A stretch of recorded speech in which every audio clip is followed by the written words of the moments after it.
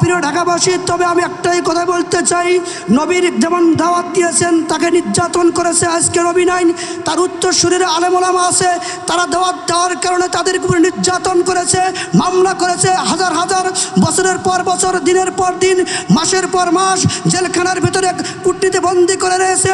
কারণ এই কোরআনের দাওয়াত দেওয়ার কারণে জামাতে ইসলামের যতগুলো নেতৃবৃন্দকে ফাঁসির কাস্টে ঝুলিয়ে শহীদ করা হয়েছে, সম্পূর্ণ মামলা মিথ্যা ছিল।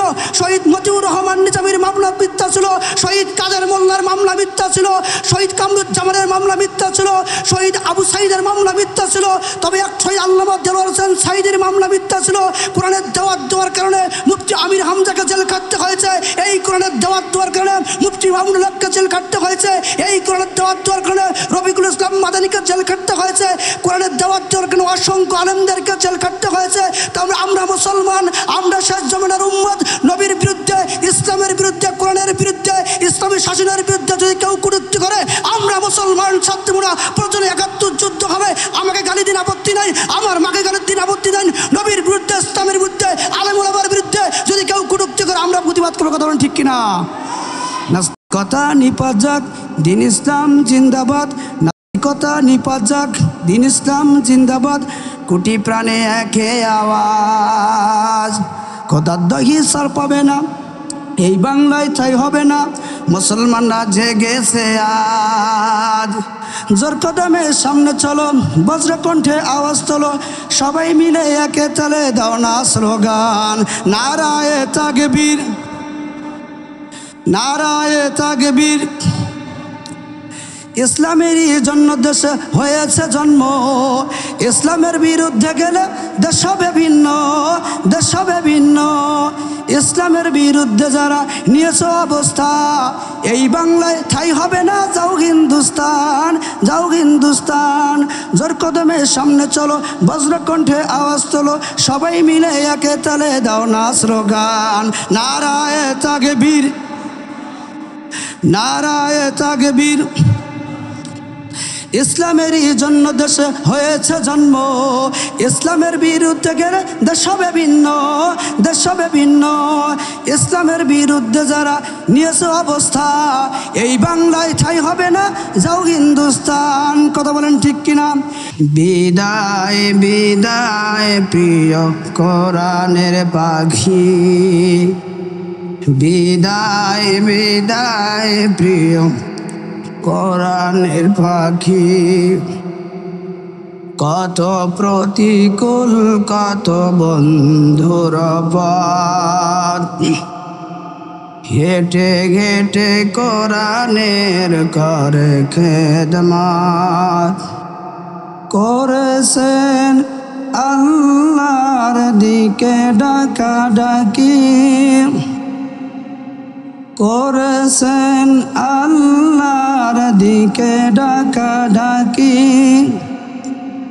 বিদায় বিদায় প্রিয় আল্লামা সাইদি, বিদায় বিদায় প্রিয় কোরআনের পাখি। আল্লাহর দরবারে করি মোনাজাত, পরপারে সুশোভিত হোক জান্নাত। জোরে কোন মারহাবা। আজকের এই ঐতিহ্যবাহী ঢাকা গাজীপুর চৌরাস্তার আজকের এই মাহফিলের সম্মানিত সুযোগ্য সভাপতি মহোদয়, সামনে বসা পেছনে বসা যুবক ভাইয়েরা, আলেম ওলামা ভাইয়েরা, মাইকের আওয়াজ যতদূর পর্যন্ত চলে যাচ্ছে, যে সমস্ত ভাইরা দোকানপাটে রাস্তাঘাটে বসে আমার কথা শুনতেছেন, সকলের প্রতি আর একবার সালাম, আসসালামু আলাইকুম রহমতুল্লাহ। আল্লাহ পাকের অশেষ রহমত মেহেরবানিতে আজকের এই তাফসিরুল কোরআন মাহফিলে আসা বসার যে আল্লাহ সুবহানাহু ওয়া তাআলা আমাদেরকে সুযোগ করেছেন, সেই আল্লাহ সুবহানাহু ওয়া তাআলা দরবারে অসংখ্য অগণিত শুকরিয়া আদায় করছি। সকলে জোরে বলি আলহামদুলিল্লাহ। বিশ্ব নবীর প্রতি আমরা দরুদ পড়ছি, সকলে জোরে বলি সাল্লাল্লাহু আলাইহি ওয়াসাল্লাম। সম্মানিত ভাইরা, আমি যে কথাটা বলতে চাই, আল্লাহ পাক বলেন, মা কানা মুহাম্মাদুন আবা আহাদিম মির রিজালিকুম ওয়ালাকিন রাসূলুল্লাহি ওয়া খাতামান নাবিয়্যিন।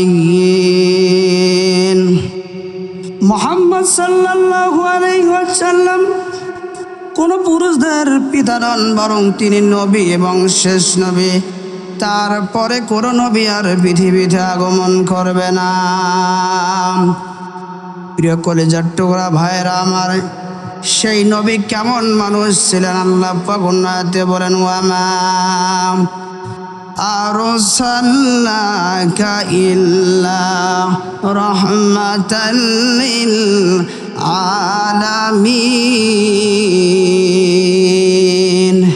হাবিব, ওগো দোস্ত, তোমাকে আমি গোটা পৃথিবীবাসীর জন্য রহমত করে বানিয়েছি। আমি তোমায় হৃদয় উজাড় করে আমি ভালোবাসি তোমায়।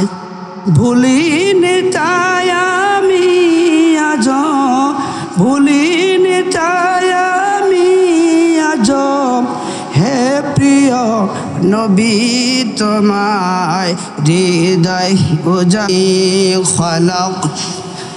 খলাকাল ইনসানা মিন আলাক। পর তোমার প্রভুর নামে যিনি তোমাদেরকে সৃষ্টি করেছেন।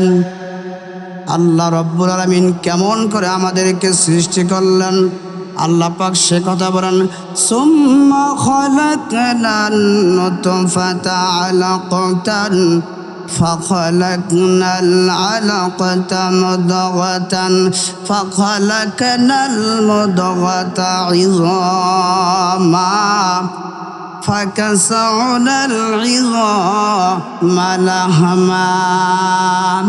প্রথমে এক পুরানা পানিকে আমি আল্লাহ রাব্বুল আলামিন তোমার মায়ের পেটের ভিতরে জমাট রক্ত পরিণত করলাম। এরপর আস্তে আস্তে করে সেখানে হাড় দিলাম, চামড়া দিলাম, মাংস দিলাম। সুম্মা নুখরিজুকুম তাফলা। এরপরে একটা বাচ্চার আকৃতি হিসাবে আমি আল্লাহ পাক তোমাকে বের করে নিয়ে আসলাম। বলেন তো সে আল্লাহ আজও আছে না নাই? অতএব সেই আল্লাহর কোরআন থেকে আমাদেরকে কথা শুনতে হবে। প্রিয় গাজীপুরবাসী, সেই কোরআনে কারিম নবীর উপর যখন নাজিল হলো, যখন নবী দাওয়াত দেওয়া শুরু করলেন, তখন নবী দাওয়াত দেওয়া শুরু করলেন, যখন নবীর উপর নির্যাতন শুরু হলো, তখন তারপরে দয়ার নবী, মায়ের নবী একটি মুহূর্তের জন্য ইসলাম থেকে বিস্পা হয় নাই।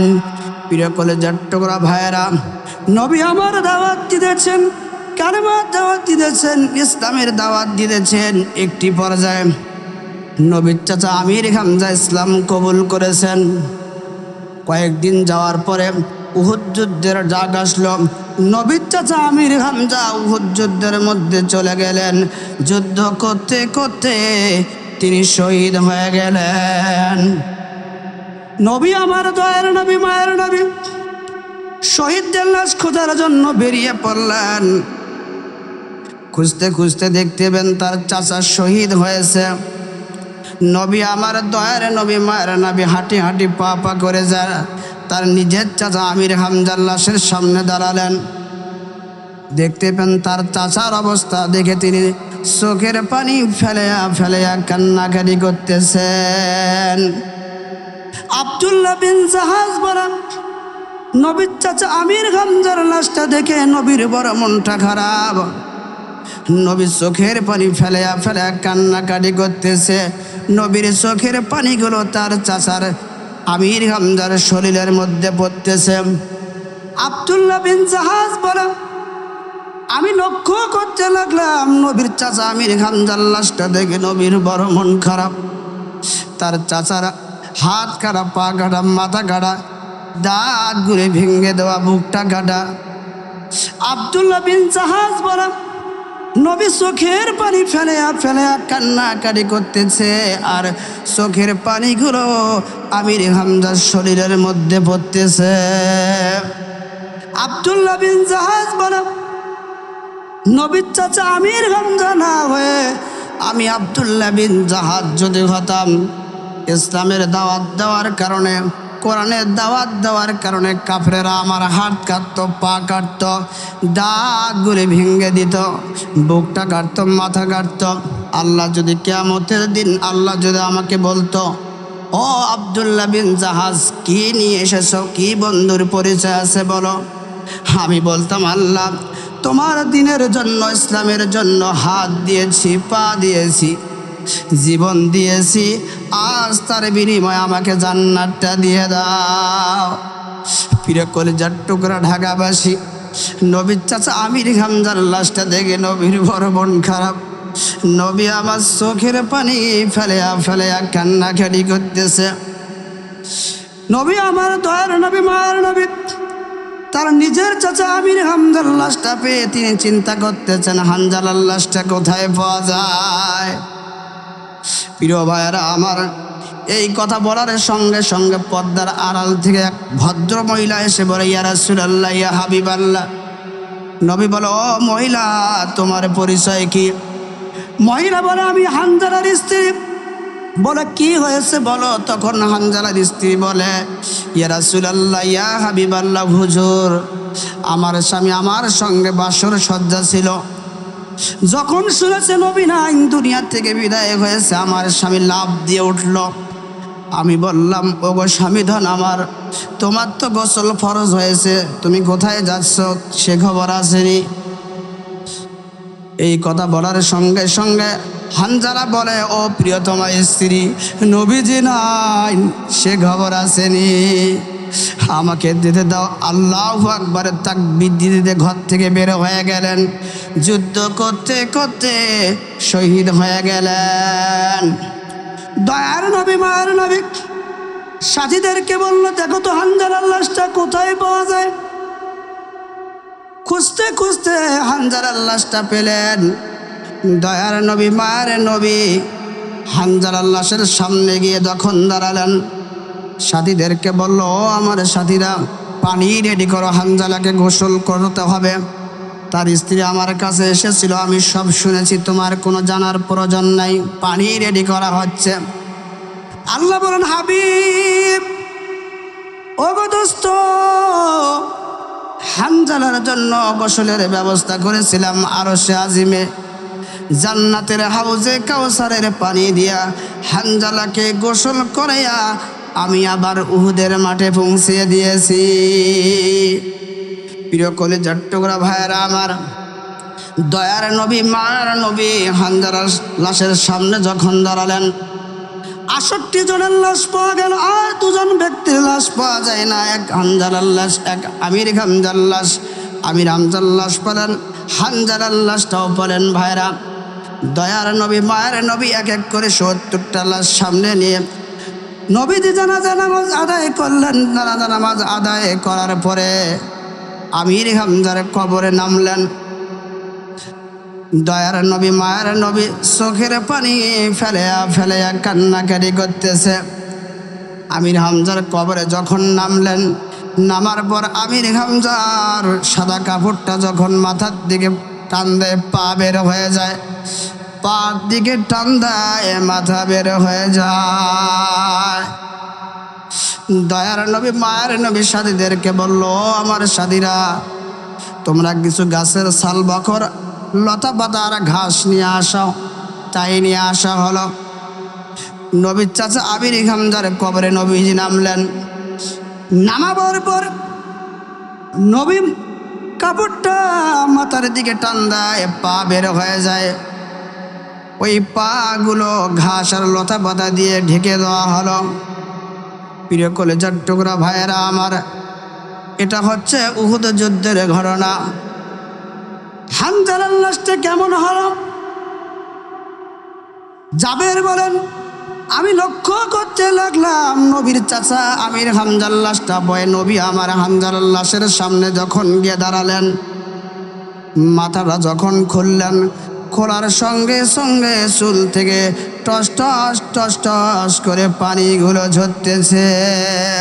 ওয়ালা তাকুলু লিমান ইয়াকতালু ফি সাবিলিল্লাহি আমওয়াত বাল আহইয়াউ ওয়ালাকিন লা তাশউরুন। যারা আল্লাহ রাস্তায় শহীদ হয় তারা মরে না, তারা বরং জীবিত। আসল কথা হলো তোমরা তা বুঝতে পারো না। আল্লাহ বলেন, হাবিব টেনশন নাই, ইন্নাল লাযিনা ক্বালু রাব্বুনাল্লাহু সুম্মা ইসতাকামু তাতানাজ্জালু আলাইহিমুল মালাইকাতু আল্লা তাখাফু ওয়ালা তাহজানু ওয়া আবশিরু বিল জান্নাতিল্লাতী কুনতুম তুআদুন। নিশ্চয় যাহারা বলে আমার রব আল্লাহ, এই কথার উপরে ইস্তেকামাত থাকে, জেল হয়, জরিমানা হয়। আল্লাহ বলেন, আসমান থেকে ফেরেশতা অবতীর্ণ করে আমি আল্লাহ পাঠিয়ে দিই, তারা এসে মৃত্যুর সময় বলে তোমাদের ভয় করিও না, তোমরা চিন্তাও করিও না। আল্লাহ যে জান্নাতের ওয়াদা করেছে সেই জান্নাত আল্লাহ রব্বুল আলামিন তোমাদের জন্য দিয়ে দিবেন। আল্লাহ পাক বলেন, ওয়ালা তাহিনু ওয়ালা তাহজানু ওয়া আনতুমুল আ'লাউনা ইন কুনতুম মুমিনিন। তোমরা ভয় করিও না, তোমরা চিন্তিত করো না, তোমরা যদি মুমিন হও তোমরাই বিজয় লাভ করবে। প্রিয় ভাইরা, বলতেছিলাম সেই নবী কিন্তু ইসলামের দাওয়াত মানুষের মাঝে পৌঁছে দেওয়ার কারণে নবীর উপর নির্যাতন হয়েছিল, নবীর উপর নির্যাতন, নবীর উপর মারপিট হয়েছিল। আজকে নবী নাই, নবীর উত্তরসূরিরা আছে, আলেম ওলামা আছে, তারা ইসলামের দাওয়াত দেওয়ার কারণে তাদের উপর নির্যাতন হয়েছিল, মারপিট হয়েছিল। তারপরে একটি মুহূর্তের জন্য জালিম শাহী স্বৈরাচারের কাছে মাথা নত করে নাই, তারা জীবন দিয়েছে। তারপরে বাতিল শক্তির কাছে তারা কখনো মাথা নত করে নাই। প্রিয় ভাইয়েরা আমার, বলে যার টুকরা ভাইয়েরা, বলতেছিলাম নবী কোরআনের দাওয়াত দিয়েছিলেন, ইসলামের দাওয়াত দিয়েছিলেন, নবীকে জেল খাটতে হয়েছে, কথা বলেন ঠিক কিনা? ওয়াইজ ইয়ামকুরু বিকাল্লাযীনা কাফারু লিয়ুসবিতুকা আও ইয়াকতুলুকা আও ইখরিজুকা ওয়ায়ামকুরুনা ওয়ায়ামকুরুল্লাহ আল্লাহু খায়রুল মাকিরিন। দারুণ নদওয়ার বই থেকে সিদ্ধান্ত হলো নবীকে জেলখানায় বন্দি করো অথবা তাকে দেশ থেকে বিতাড়িত করো, হয়তোবা তাকে বিতাড়িত করো, হয়তো জেলখানার ভেতরে বন্দি করো। দয়ার নবী, মায়ার নবী বাতিল শক্তির কাছে কখনো মাথা নত করে নাই। নবী যেভাবে দাওয়াত দিয়েছেন সেইভাবেও আজকে আমাদেরকে দাওয়াত দিতে হবে, কারণ দাওয়াত দিলেই আপনার উপরে নির্যাতন হবে, মারপিট হবে, এটা নতুন কোনো বিষয় নয়। তখনকার যারা সময়ে যারা ছিল তারা দাওয়াত দিয়েছিল, তাদেরকেও নির্যাতন করেছিল। প্রিয় ভাইয়েরা আমার, কলেজের টুকরা ভাইয়েরা, হযরত খাব্বাবকে ধরা হলো, বলা হলো, ও খাব্বাব বলো তো ইসলাম সারবা কিনা, কোরআন সারবা কিনা, ইসলামের দাওয়াত বন্ধ করবা কিনা বলো। হযরত খাব্বাব বলে, জীবন দিতে পারি, একটি মুহূর্তের জন্য ইসলাম ছাড়তে পারি না। হযরত খাব্বাবের শরীরে কাপড় একটু ছিল, ওই কাপড়ের মধ্যে আগুন লাগিয়ে দেওয়া হলো। কাপড়ে দাউ দাউ করে আগুন জ্বলতেছে। একটি পর্যায়ে কাপড় ছাই হয়ে গেল, একটি পর্যায়ে খাব্বাবের পশমের আগুন লাগলো। পশমগুলো পুড়তেছে, রক্তগুলো পুড়তেছে, মাংসগুলো পুড়তেছে। একটি মুহূর্তের জন্য হযরত খাব্বাব তিনি বাতিল শক্তির কাছে মাথা নত করে নাই। শুধু তাই নয়, হযরত খোবাইবকে ধরা হলো। খোবাইবকে বলা হলো, খোবাইব ইসলামের দাওয়াত দেওয়া বন্ধ করবা কিনা বলো, কালেমার দাওয়াত দেওয়া বন্ধ করবা কিনা বলো, নবীর ইসলামের দাওয়াত দেওয়া বন্ধ করবা কিনা বলো। হযরত খুবাইব বলে জীবন দিতে পারি, একটি মুহূর্তের জন্য ইসলাম ছাড়তে পারি না। হযরত খুবাইবকে বলা হলো, খুবাইব তোমাকে দুনিয়াতে আর থোয়া যাবে না, তোমাকে দুনিয়া থেকে বিদায় করে দেওয়া হবে। হযরত খুবাইব বলে আমার মৃত্যু হয় হোক, আমার জীবন যায় যাওক, তারপর আল্লাহর কোরআন ছাড়তে আমি রাজি নই। কাফেররা হযরত খুবাইবকে বলা হলো, খুবাইব তোমার শেষ ইচ্ছাটা কি বলো, তুমি তোমার প্রিয়তমা স্ত্রীর সঙ্গে দেখা করতে চাও কিনা বলো, তোমাকে সুযোগ দেওয়া হবে। তুমি তোমার পরিবারের সাথে দেখা করতে চাও কিনা বলো, তোমাকে সুযোগ দেওয়া হবে। তুমি তোমার পিতা মাতার সঙ্গে দেখা করতে চাও কিনা, সুযোগ দেওয়া হবে। হযরত খুবাইব বলে না, আমার পিতা মাতার সঙ্গে আমি দেখা করতে চাই না, আমি আমার প্রিয়তমা স্ত্রীর সঙ্গে আমি দেখা করতে চাই না, আমার সন্তান সন্ততিদের সাথে আমি দেখা করতে চাই না। আমার শেষ ইচ্ছাটা হলো আল্লাহর দরবারে 2 রাকাত নামাজ পড়ে আমি আমার রবের সাথে দেখা করতে চাই। কাফেররা চিন্তা করতেছে, দেখি হযরত খুবাইব কেমনে আল্লাহর সাথে সাক্ষাৎ করে। হযরত খুবাইবের মাথা পাগল হয়েছে মনে হয়, আল্লাহর সাথে কেমনে সাক্ষাৎ করে আমরা দেখব। হযরত খুবাইবকে সুযোগ দেওয়া হলো। হযরত খুবাইব সুন্দর করে উজু করলেন। উজু করার পরে যখন তিনি নামাজের মধ্যে যখন দাঁড়ালেন, আল্লাহু আকবার তাকবীর দিলেন, বিড়বিড় করে কোরআনে কারিমের আয়াত পড়তেছেন। কাফেররা চিন্তা করতেছে, আমরা লক্ষ্য করতে লাগলাম হযরত খুবাইব আল্লাহু আকবার তাকবীর দিয়ে বিড়বিড় করে কোরআনে কারিমের আয়াত পড়তেছেন। আর রহমান আল্লামাল কোরআন। কাফেররা চিন্তা করতেছে, হযরত খুবাইব বিড়বিড় করে কোরআনে কারিমের আয়াত পড়তেছেন, মহান মালিক যেন সামনাসামনি এসে কথাগুলোর জবাব দিতেছে। প্রিয় ভাইরা আমার, তবে একটা কথা বলতে চাই, দুনিয়ার জীবনে আপনি আমি হায়াত কতদিন পাবো আপনি আমি কিন্তু কেউ জানি না। সবাই দুনিয়া থেকে চলে যাব। আল্লাহ যতদিন হায়াত দিয়েছে আমরা ইসলামের দাওয়াত দেব, কালেমার দাওয়াত দেব, সত্য পথে থাকবো। এতে যদি জেল হয় হবে, যদি ফাঁসি হয় হবে, তারপরও আমরা একটি মুহূর্তের জন্য আল্লাহর কোরআন ছাড়ব না। প্রিয় ভাইয়েরা, একবারে আলোচনা শেষের দিকে আসতেছি। প্রিয় কলেজার টুকরা ঢাকাবাসী, আপনি আমি দুনিয়াতে থাকবো না, সবাই কিন্তু দুনিয়া থেকে চলে যাব। নবী দুনিয়া থেকে চলে গিয়েছেন, সাহাবীরা দুনিয়া থেকে চলেছেন, তাবেঈন দুনিয়া থেকে চলে গিয়েছেন, কেউ কিন্তু দুনিয়াতে থাকে নাই। দয়ার নবী মায়ের নবী 63 বছর তিনি দুনিয়াতে ছিলেন, সেও কিন্তু দুনিয়া থেকে চলে গেছে। দেখেন তো একটা বার চোখের পানি ফেলা যায় কিনা, নবী আমার দুনিয়া থেকে চলে গিয়েছেন, সাহাবীরা দুনিয়া থেকে চলে গিয়েছেন, আদম আলাইহিস সালাম দুনিয়া থেকে চলে গিয়েছেন, বাবা চলে গেছে, মা চলে গেছে, সবাই কিন্তু আস্তে আস্তে করে দুনিয়া থেকে বিদায় নিয়েছি। দয়ার নবী মায়ের নবী দুনিয়া থেকে চলে গিয়েছেন। দয়ার নবী মায়ের নবী সোমবারের দিন দুনিয়া থেকে বিদায় নিলেন, মঙ্গলবারের দিন কবর খনন করা হবে। কবরের মধ্যে কে নামবে ভাইরা? সাহাবীদের সিদ্ধান্ত, হযরত আবু বকর কবরে নামবে, হযরত ওমর কবরে নামবে।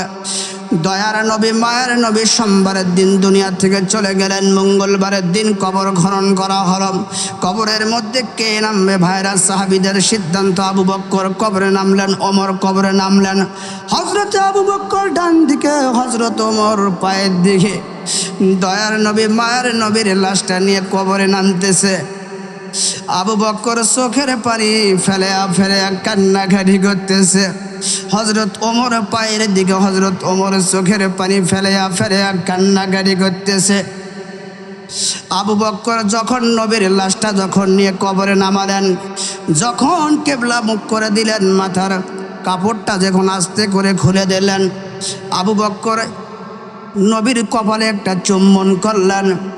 ওমর পায়ের দিকে, ওমর বলেন, ও আবু বকর ভাই, আপনি তো মাথার দিকে নবীর দেহটাকে কপালটাকে চুম্বন করতে পারলেন, আমি তো পায়ের দিকে, আমি কেমনে চুম্বন করি? লাভ দিলে বেয়াদবি হয়। দয়ার নবীর মায়ের নবীর লাশটা সাধারণ কোনো লাশ নয়। হযরত ওমর বিশ্ব নবীর পা দুটা ধরে বললেন, ইয়া রাসূলুল্লাহ, ইয়া হাবিবাল্লাহ, মৃত্যুর পর আমাদেরকে ভুলিয়েন না, আপনার পাশে যেন আমাদের দুজনের কবর মোবারক হয়। আবু বকর বলেন, যখন নবীর মাথার যখন আমি কেবলা মুখ করে দিলাম, যখন চেহারার দিকে আরেকবার তাকালাম, দেখতে পেলাম যে নবীর দেহ থেকে যেন নূরে নূরান্বিত হয়ে উপরের দিকে আলো উঠতেছে। বুকের খাসায় প্রাণের ময়না, চিরদিন তো আপন রয় না। বুকের খাসায় প্রাণের ময়না, চিরদিন তো আপন রয় না। ওর খাঁচা ভেঙে পালিয়ে যাবে, ওর খাঁচা ভেঙে পালিয়ে যাবে, একটুখানি ফাঁকে রে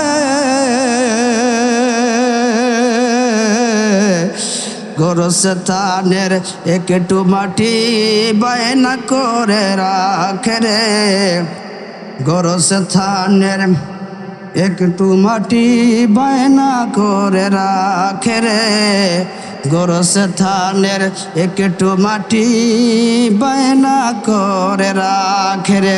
প্রিয় কলেজার টুকরা ভাইরা, সবাই কিন্তু দুনিয়া থেকে চলে যাব। আমরা কেউ দুনিয়াতে সারা জীবন থাকার জন্য কিন্তু আসি নাই। বলতেছিলাম সেই নবী আমাদের জন্য এসেছিলেন রহমত স্বরূপ হিসাবে। সেই নবী দয়ার নবী মায়ের নবী কেমন ছিলেন লক্ষ্য করে দেখুন।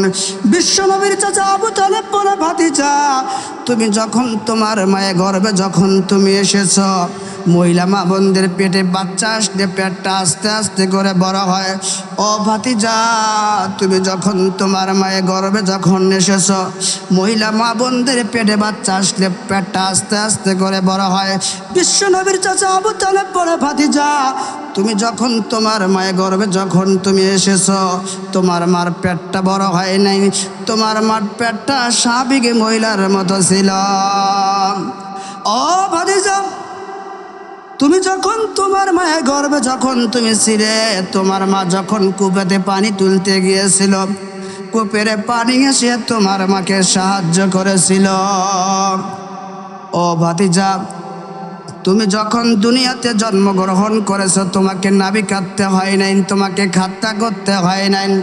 তুমি যখন দুনিয়াতে জন্মগ্রহণ করার আগে আরশে আজিমে আল্লাহ পাক নাভি কেটে জান্নাতি পানি ধৌত করে আল্লাহ পাক তোমাকে দুনিয়ার মধ্যে পাঠাইয়েছেন। ও ভাতিজা, তুমি যখন দুনিয়াতে জন্মগ্রহণ করেছ, তোমার মার শরীরে রক্ত দুর্গন্ধ হয় নাই। সন্তান জন্মগ্রহণ করলে রক্ত আসে, দুর্গন্ধ হয়। বিশ্ব নবীর চাচা আবু তালেব বলে, ভাতিজা, তুমি যখন দুনিয়াতে জন্মগ্রহণ করলা, তোমার মার শরীরে রক্ত পড়ে নাই, দুর্গন্ধ হয় নাই। তুমি যখন দুনিয়াতে জন্মগ্রহণ করেছিলা, আল্লাহ রব্বুল আলামিন তোমার শরীরে সুঘ্রাণের ব্যবস্থা আল্লাহ পাক করেছিলেন। সেই দয়ার নবী মায়ের নবী আল্লাহ রব্বুল আলামিন তার সম্পর্কে বলেন, ইয়া আইয়ুহান নাবিয়্যু ইন্না আরসালনাকা শাহিদাও ওয়া মুবাশশিরাও ওয়া নাযীরা। হে নবী, আপনাকে সাক্ষী রূপে পাঠিয়েছি, আপনাকে ভীতি প্রদর্শনকারী হিসাবে পাঠিয়েছি, এবং আমি আল্লাহ পাক তোমাকে উত্তম চরিত্র অধিকারী হিসেবে আমি পাঠিয়েছি। প্রিয় কলেজার টুকরা ভাইয়েরা আমার, সেই নবীর কথা, ইসলামের কথা সারা জীবন বললেও কিন্তু শেষ হবে না। সে কথা আল্লাহ পাক বলেন, কুল্লাউ কানাল বাহরু মিদাদান লিকালিমাতি রাব্বি লানাফিদাল বাহরু ক্বাবলা আন তানফাদা কালিমাতু রাব্বি ওয়ালাউ জি'না বিমিসলিহি মাদাদা। তামাম পৃথিবীর যতগুলো গাছ আছে, এদেরকে টুকরো টুকরো করে যদি কলম বানানো হয়, নদী নালার পানিগুলোকে যদি কালি বানানো হয়, আল্লাহ রব্বুল আলামিন আর নবীর ব্যাখ্যা যদি এখন লেখা শুরু হয়, লিখতে লিখতে দুনিয়ার সব গাছ শেষ হয়ে যাবে, সব পানি শেষ হয়ে যাবে, যমুনা নদীর পানি শেষ হয়ে যাবে, পদ্মার পানি শেষ হয়ে যাবে, ব্রহ্মপুত্রের পানি শেষ হয়ে যাবে, নদী নালাল খাল বিলের পানি শেষ হয়ে যাবে, আবার পানি দেওয়া হবে, গাছ শেষ হয়ে যাবে, আবার গাছ দেওয়া শুরু হবে। আল্লাহ রব্বুল আলামিনের ব্যাখ্যা যদি এখন লেখা শুরু হয়, লিখতে লিখতে দুনিয়ার সব গাছ শেষ হয়ে যাবে, পানি শেষ হয়ে যাবে। আল্লাহ রব্বুল আলামিন এবং নবীর ব্যাখ্যা কেউ লেখা শেষ করতে পারবে না। কথা বলেন ঠিক কিনা? আমি চাই বাংলাদেশে, আমি চাই বাংলাদেশে থাকবে না আর কেউ দুঃখে, আমি চাই প্রতিটা মানুষ থাকবে সুখে মিলে মিশে। আমি চাই ইন্ডিয়ান সব চ্যানেলগুলো বন্ধ হবে, আমি চাই ইসলামী টিভিগুলো খোলা হবে। আমি চাই বাংলাদেশে, আমি চাই বাংলাদেশে কাঁদবে না আর কেউ তো দুঃখে, আমি চাই প্রতিটা মানুষ থাকবে সুখে মিলে মিশে। আমি চাই আলেম যারা থাকবে দেশে মুক্ত তারা, আমি চাই মুফাসসিরের কণ্ঠে কোরআন শুনবে ধরা, আমি চাই ইন্ডিয়ান সব চ্যানেলগুলো বন্ধ হবে, আমি চাই ইসলামী টিভিগুলো খোলা হবে। আমি চাই বাংলাদেশে, আমি চাই বাংলাদেশে কাঁদবে না আর কেউ তো দুঃখে, আমি চাই প্রতিটা মানুষ থাকবে সুখে মিলে মিশে। কথা বলেন। হে বাবুক ভেবে দেখো, হে বাবুক ভেবে দেখো, বৈশাখীর আলায় শান্তি কেন নাই রে দুনিয়ায়। ওরে আলেম ফাজল মুফতি আনে, কোরআন হাদিস সবাই জানে, আলেম ফাজল মুফতি আনে, কোরআন হাদিস সবাই জানে, ওই হক কথায় যারাই বলে তারাই জেলখানায়।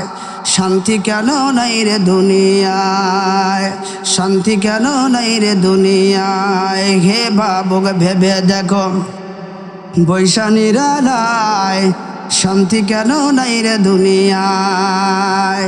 মাথায় কাপড় দেয় না নারী, বুকে পিঠে নেয় না শাড়ি, বেগানা বেগায়া নারী ঘুরিয়া বেড়ায়। শান্তি কেন নাই রে দুনিয়ায়। হে বাবুক ভেবে দেখো, বৈশাখীর আলায় শান্তি কেন নাই রে দুনিয়ায়। কথা বলেন ঠিক কিনা? প্রিয় ভাইয়েরা, আলোচনা একবারে শেষের দিকে আসতেছি। বলতেছিলাম আল্লাহ রব্বুল আলামিনের হুকুম আর নবীর হুকুম যদি কেউ ব্যক্তি মেনে নেয় তাদের জীবনে অভাব হবে না। আল্লাহ পাক বলেন, ফাইম্মা ইয়াতিয়ান্নাকুম মিন্নি হুদান ফামান তাবিআ হুদায়া ফালা খাউফুন আলাইহিম ওয়ালা হুম ইয়াহজানুন। যারা কোরআনের অনুশাসন যারা মানবে তাদের কোনো ভয় নাই, তাদের কোনো চিন্তা নাই, তাদের জন্য আল্লাহ রব্বুল আলামিন যথেষ্ট।